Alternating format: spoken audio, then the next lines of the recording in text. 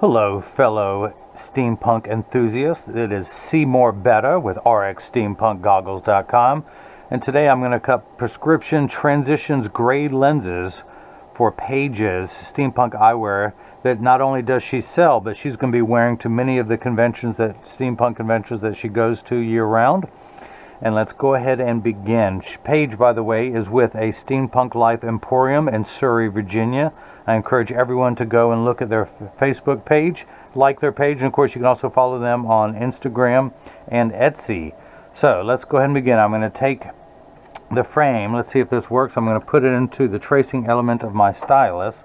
This is going to be a challenge doing a non-traditional lens and a traditional type of modern eyewear maker. So I am going to we're going to trace the right lens instead of trying to do both, because this shield, this flange, this little stylus pops up, as you will see, and it's going to go around and trace the inside bevel of the frame, and it measures the thickness of the frame to know where to do it. So I'm going to wrestle with this. Let's see what happens. I'm going to hit the start button. It's going to stop up. I'm going to see if I can use my finger to guide it into the slot. Hey, I did it first time around. How about that? So everyone wants to know, how does the computer know what shape lens to cut? That is why that stylus goes around and traces the inside bevel of the frame.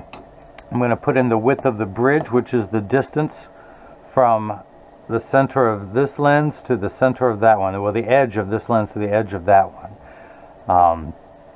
Your pupillary distance is 61. Divided by 2 is 30.5. The computer starts at 32.5. I'm going to tap the minus button until we get to 30.5. Let's see. Let's go ahead and raise the optical center height up just a little bit, because you'll be looking through the top of this lens. So we have your prescription lenses here.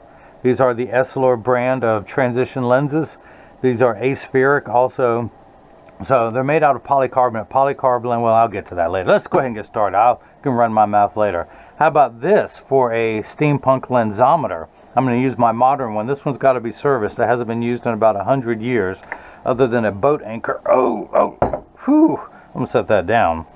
So your right lens, minus 50, minus 150 at 84. Spin the axis wheel to 84, which is the fine-tune knob for your astigmatism, which I'll explain. I'm going to take your lens out of the packet, the protective sleeve.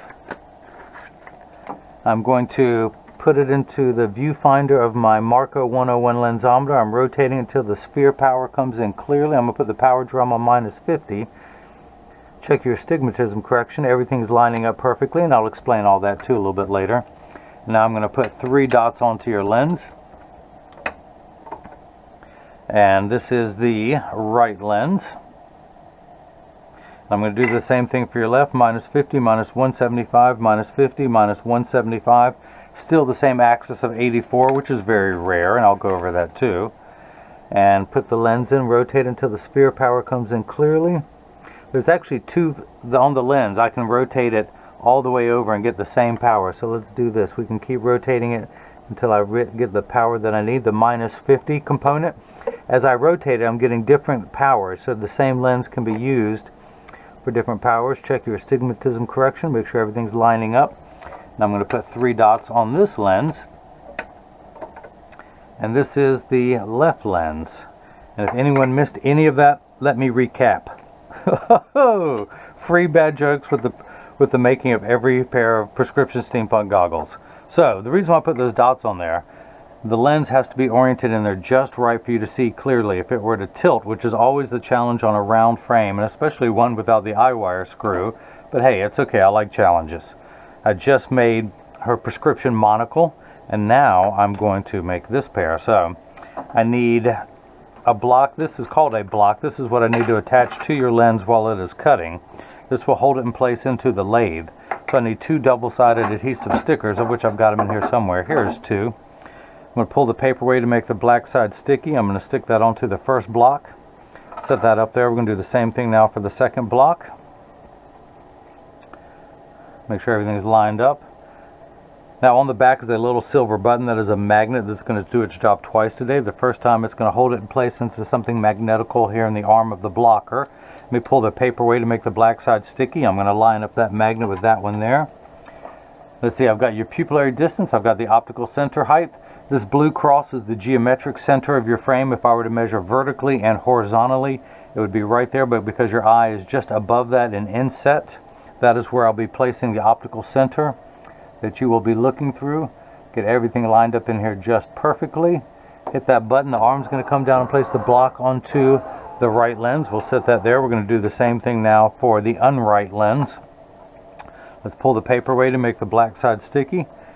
Now the left lens mirrors the right, same pupillary distance because I divided it in two, same optical center height. We're going to get everything lined up in there just perfectly. And hit the button, the arm's going to come down and place the block onto the left lens. Now this is the edger. This is what costs $40,000. It weighs 200 pounds. I recommend everyone go out, buy their own, put it on your kitchen counter. Then you can cut your own Steampunk eyewear at home and you won't need this guy anymore to do it for you. So the actual cutting wheel, where's my stylus, is right here. It's going to act like a heavy grit sandpaper to grind away the lens material until it's the final size. This wheel in the center, that channel, that little valley, that's what's going to put the V-shaped bevel onto the lens so it stays inside the V-shaped bevel of the frame. So we can go ahead and begin. Let's go ahead and put the right lens in. Well, actually first let's pull up the shape we will be cutting.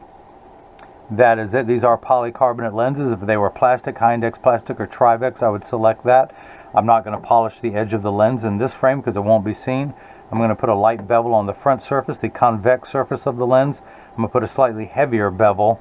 Just means I'm smoothing off the back surface of the convex side of the lens. So let's go ahead and put the lens in. The magnet's going to do its job a second time. It's going to hold it in place into the chuck, or as I like to call it, the Charles, because I don't know this machine well enough to call it chuck. I'm going to hit the green start button, which is start in every language. The door closes, the clamp shuts, and then the lens is going to be traced by two white styluses, making sure that it's large enough to fit into the frame. And you can see as it's going around tracing the shape that it'll be cutting. And the old carpenter's adage, measure twice, cut once. It's measuring the thickness of the lens at every point to know exactly and precisely where to place the bevel and the frame. Now Paige does not have a strong prescription, and this one's going to hide a lot of it, but if you do have other prescription Steampunk eyewear, it becomes more critical. I can move the bevel, forwards or backwards to give you the best cosmetic look possible. Now if you see light flickering, that is water there to catch the optical sawdust. Polycarbonate lenses cut dry, where plastic, high-index plastic, and Trivex cut wet. Water will spray onto the lens for the last 20 seconds of the cutting cycle just to wash away any optical debris that you see beginning to form on the edge of the lenses now. As I mentioned, your lenses are made out of polycarbonate. Polycarb is 40% thinner and lighter than regular plastic. They are virtually unbreakable. They are bulletproof up to 22 caliber and have both UVA and UVB protection built into the lens. We know what the sun's harmful ultraviolet rays can do to your skin. Your eyes are 8 times more sensitive than your skin, so you have permanent sunscreen for your eyes, unlike the lotions, creams, and sprays that you have to reapply every few hours when you're in direct exposure to the sun. This is permanent and never needs to be reapplied, which is important because when you're flying around on your blimp, cruising around in the ether, you may not have brought your sunscreen with you. Don't worry, you got full protection with these lenses. So the lens is completely flat around the edges, just like a nickel. If I were to take it out now, it would stand up on its edge. But it's double checking its own measurements to know exactly, again, where to place the bevel for the best cosmetic fit possible. The machine has its own built-in check and balance system. So now it's getting the bevel, the knife-like bevel, the V shape, a dull knife like me nonetheless, but the edge of your lens will be so sharp that it can cut through a piece of tissue, providing you soak the tissue in a bucket of water overnight and then take your lens and press down very hard. You might be able to cut through that piece of tissue. That's how sharp your lenses are. Sharper than me, but hey, until there's a smarter guy coming along to cut prescription Steampunk eyewear, you're stuck with me. Now I do traditional eyewear, and I will also cut prescription lenses for your Steampunk eyewear, which they have done. They've provided me with their own frame. I do make some of my own that will soon be available on the counter at a Steampunk Life Emporium in Surrey, Virginia. They are definitely a great travel destination. They can fit you head to toe in steampunk. They have all sorts of great art. They have clothing, they have books. They have their own steampunk eyewear that if you buy from them at one of their conventions, I can do prescription monocles, which I did just a moment ago, and of course anything like this. Now, it is time for me to mount the lens into the frame. I'm going to open the door with my mind. I can do other things with my mind. I can melt ice with my mind. I can. It just takes a couple hours, but I can do it. The only thing I can't do is come up with a new joke. So if anyone out there has a funnier joke, write it down on a $100 bill and mail it to me, and I will read it on the air and give you credit for it. You don't have to include your name. I'll recognize your handwriting. Just send me the $100 bill. Okay, so normally, if these were other prescription eyewear, I would take my screwdriver, loosen the eye wire screw so the frame would open up. But instead, because I love challenges, I'm going to have to do what's known as a cold mount. I'm going to have to get it the right size where it will just pop right in. This one is a little large. The old saying, start large and work your way down. You can always cut more off of a lens. You can never add it back on. So I'm going to take 1/10 of a millimeter off and hit the retouch button. Just like before, the lens is going to come down, but instead of the cutting wheel, it's going to go into the bevel wheel and take 1/10 of a millimeter off of your lens. A millimeter is the distance between my thumbnails. I'm going to take 1/10 of that difference off, going around the circumference of the lens until it fits in there perfectly.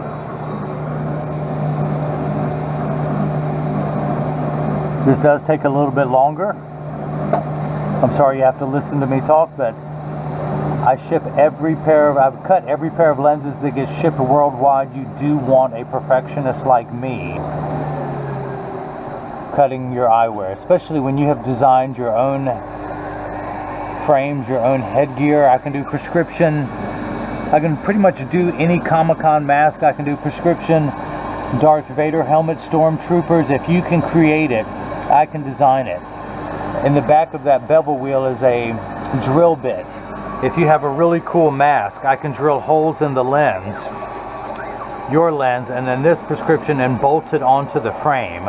There was someone at the last Steampunk convention I was going to that had a box they were wearing, and I just, unfortunately for me, they did not wear prescription eyewear on the box, so I wanted to mount a prescription lens on a box. I've never done that. I've done many costume pieces, steampunk goggles, monocles. I've done gas masks, and I do some other really creative custom wear that you can't find anywhere else on the planet. So I just love a good challenge. So let's go ahead and see if it mounts this time. I'm going to tuck it in at the outside corner, keeping in mind those 3 dots that I placed onto your lens because it has to be oriented in there just perfectly, but I'll double check that in the lensometer. We're going to go ahead and see if this fits in there and give it a good tug. Actually, it's a little snug, so I'm going to come over here to my hand stone. I'm going to take it down by hand just a little bit, going all the way around the circumference of the lens. Even though the machine that cuts the lenses is a great piece, I want to finish this off by hand. Use my thumbnail to take all the sawdust off the edge of the lens. We're going to come back over here,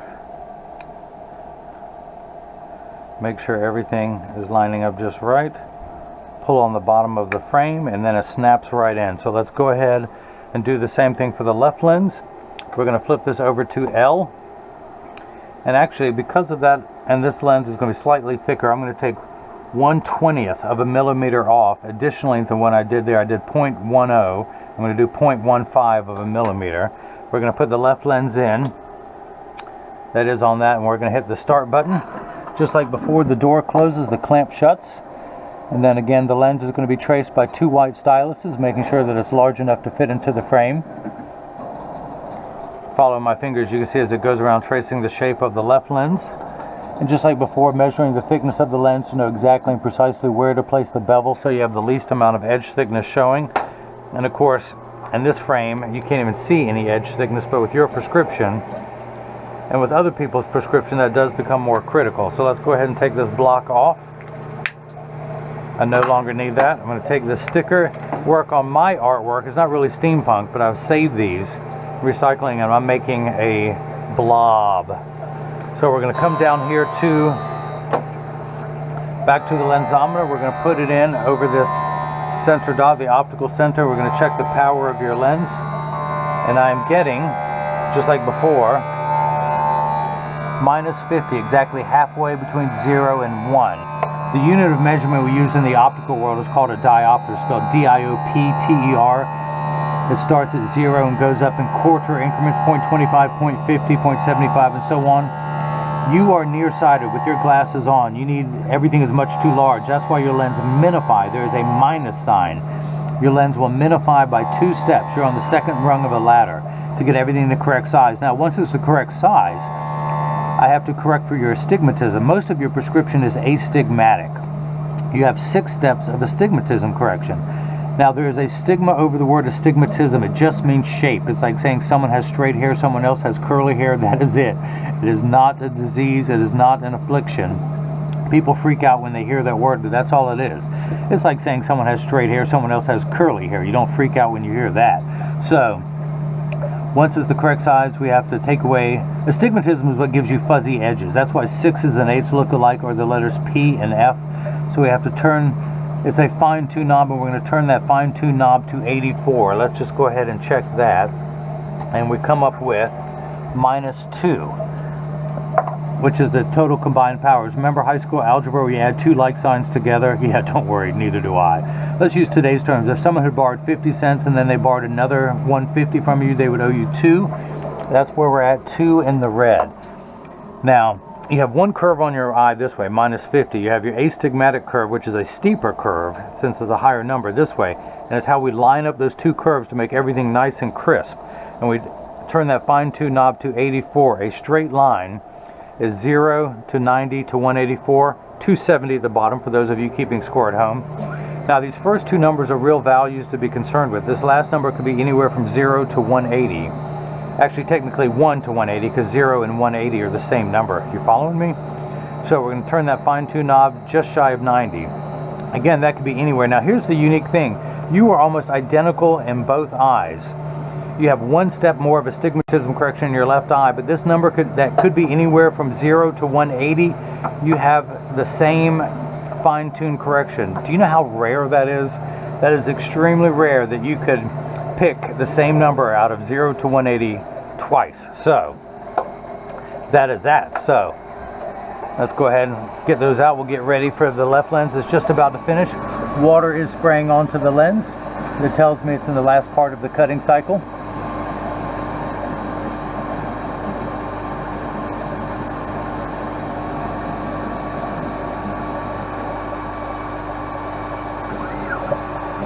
So it's on the front surface, the convex surface of the lens. Now it's going to do the rear concave surface of the lens. Your lenses are also aspheric. Aspheric simply means not spherical. A spherical lens, which I have here, is round in every direction and gives you an ugly cosmetic fishbowl appearance. Your lenses are much flatter to fit in today's flatter curvature frames. You won't have some bulbous lens sticking out the front. That's the other nice thing when you buy lenses from me. As a licensed optician, I know what's going to work best in your frame.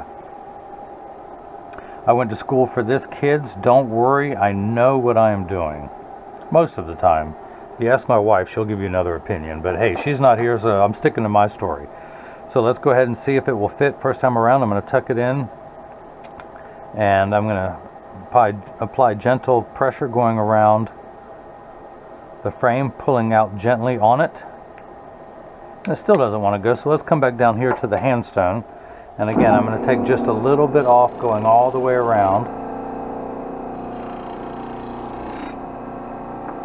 Very gently, without applying much force to the lens.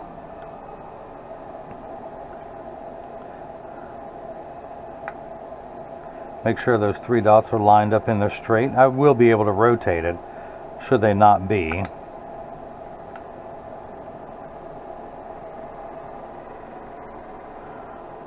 Come on, come on, come on. Let's do a little bit more. Little bit.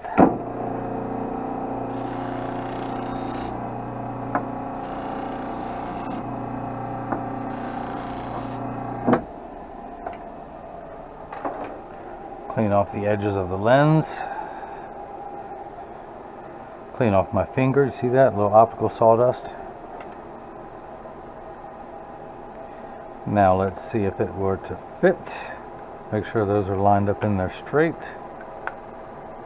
There we go. No wiggle. Look at that. Especially because of your astigmatism, those lenses have to be lined up in there just perfectly. No tilt whatsoever. Let's go ahead and take that block off. Let's take a moment to create. Now I'm going to spin this around. When you say stop, I'm going to stick the sticker on there. I'm waiting for you, waiting for you, waiting for you. Oh, did I hear it? Okay, there we go. It's stuck on there now. Paige, that is yours. I want you to come back years from now and visit that sticker. And know it was a part of you. I created that. This is a part of your Steampunk Life. Steampunk Life Emporium. So again, the rarity, I do not have to turn the fine-tune knob, which is back here to 84. It was already there. Put it in over that dot, line everything up, and I'm getting minus 50, exactly halfway between 0 and 1. Now you have 7 steps of astigmatism correction. So when we dial in the power for that, which is a second set of bars inside this lensometer, we're getting minus 2 1/4. See, that's cut perfectly. So now your pupillary distance is 61. Let's go ahead and measure. I'm going to take my PD stick, place it against my thumb on your right lens, and then when we hold it up to the left lens, we're getting 61 millimeters, so that is cut perfectly. Let me check the optical center height of the lens that I moved up. That is done perfectly. That is done perfectly. I couldn't have done a better job if I had done this myself. Now this is the portion in every video that as I clean your lenses, I mentioned that when you get these in the mail, there is a small chance that these could fit too loose or too tight. However, there is an 80% chance that one side is going to sit higher than the other. 80% of people have one ear that's higher than the other, and because of that statistic, 99% of all optical shops will do free adjustments if you ask them. So just stop by your local place, tell them if it's too loose or too tight, or if one side is sitting higher than the other. It only takes about 30 seconds to a minute to adjust a pair of glasses perfectly, but I'm going to get these in standard alignment first, also known as a 3-point stance. The 3 points are 1, 2, the bottom of the frame being 3. I put them down and press down. Let me adjust that a little bit so there is no wobble. That's good. Flip this over. There is no wobble. I'll close each temple to make sure they overlap.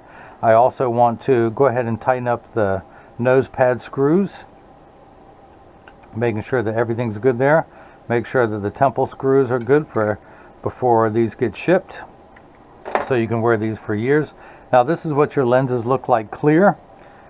You have the transition lenses that will turn dark outside, so I'm going to go ahead and activate them, which means I'm going to expose them to a strong burst of UV light in my little transitions lenses that adapt to changing light conditions. I'm going to close the temples, place this in here. Now as you can see, it takes about 30 to 45 seconds for transition lenses to turn dark. This is important. Paige, pay attention. All transition lenses will turn dark on day 1 and continue to darken every day for the first 2 weeks they're exposed to the sun. After that, they will work for years with maximum performance. The only time they won't work is if you're behind the windshield of a car, because your windshield absorbs the sun's harmful ultraviolet rays that would cause your upholstery to rot or your dashboard to crack. That's why they don't turn dark in a car. Now, if you have a convertible or a motorcycle, they will darken. If you have a blimp or other flying machines, they will darken in that too. Now, they are temperature sensitive, meaning they will get darker when it's 85 and below than they will when it's 95 and above. But I remind everyone, when it's 100 degrees outside, you're miserable, they're miserable. Nobody works 100% when it's 100 degrees outside. Now, I can do this in transition. These are transitions gray. I can do it in transitions green or brown. I can also do polarized sunglass lenses. I can also do mirror coated lenses. Originally these had mirror lenses mounted into the frame that I took out to do her prescription, but I can do just about anything you want. I can do different colors of tint if you just want to match a costume. Pink was very popular back then and still is. But if anyone has any questions, you can email me at rxsteampunkgoggles@gmail.com or simply click the contact me button on the website. So that's at Paige at a Steampunk Life Emporium in Surrey, Virginia. Let me turn the card around. They have great stuff. Anyone can follow them on Facebook, Instagram, and see their work on Etsy. If you can't make it to the store, they can always ship to you. But I hope you enjoyed watching as I cut prescription transitions gray lenses for your Steampunk goggles. And hopefully everyone else has got the chance to see. As I keep yapping, you can see as the lenses are lightening back up. It has to be direct exposure to the sun to darken, so a minute from now these will be completely clear again. But nonetheless, again, contact me if you have any prescriptions, and hopefully everyone else has got the chance to see how I bring that love and feeling back to Steampunk goggles. Thank you.